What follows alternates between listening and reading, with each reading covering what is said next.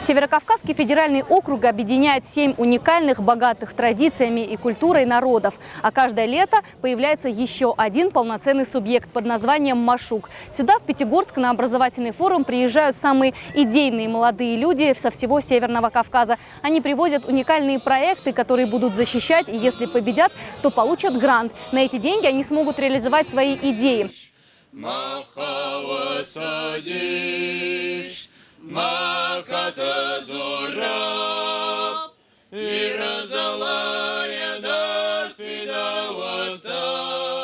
Творческий коллектив Уатсамонга привез на форум, казалось бы, не такой уж креативный, но очень нужный проект. В каждом регионе ребята хотят проводить фестивали народных песен совместно с коллективами других республик. После турне по Кавказу, по задумке, на следующем форуме Машук состоится гала-концерт. В нем примут участие все коллективы, которые помогали реализовывать проект «Маршрут дружбы». Цель фестиваля, наверное, укрепить взаимоотношения между народами наших регионов, чтобы дружба стала еще крепче, потому что через культуру народы сплачиваются и становятся дружнее и крепче. А у этого проекта уже целая линейка косметических средств. Год назад Диана Хачирова со своими подругами приехала на Машук с маленьким чемоданчиком и большими амбициями, которые себя оправдали. Девушки выиграли грант в 300 тысяч рублей для изготовления натуральных косметических средств на травах Кавказа. Самое интересное, что специального образования у них нет. Принцип варенья мыла они изучали самостоятельно. Сейчас проект требует расширения, поэтому они вновь претендуют на денежную поддержку.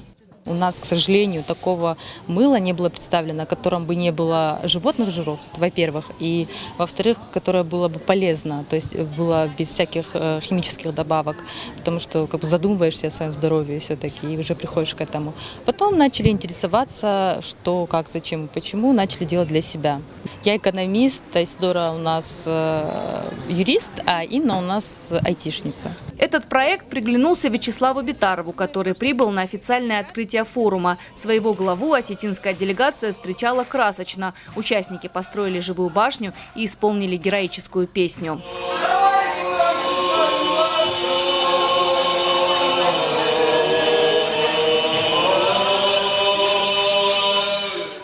Вячеславу Битарову представили множество интересных проектов. Аппарат по выдаче ручек, игрушки, говорящие на осетинском языке, аксессуары, изготовленные из натуральной кожи. Все идеи, по словам главы, нужно поддерживать и выводить на российский рынок. Это своеобразное импортозамещение. С точки зрения рабочих мест, а это очень важно сейчас для республики, особенно в сельских населенных пунктах, то это, конечно же, применимо для сельских населенных пунктов, как я сказал, это сельское хозяйство. Но правительство республики заботит и бюджет республики. А бюджет республики может пополняться только благодаря развитию промышленности. Поэтому мы обязательно будем работать над развитием промышленности и, конечно же, развитием сельского хозяйства тоже. Все это в комплексе, в том числе перерабатывающее предприятие, для республики принесет в конечном итоге экономическое благополучие. Развитие экономики республики и экономическое благополучие позволит нам развивать социальную сферу, позволит нам развивать спорт, где у нас очень много выдающихся ребят, и, в общем, благополучие всей нашей республики.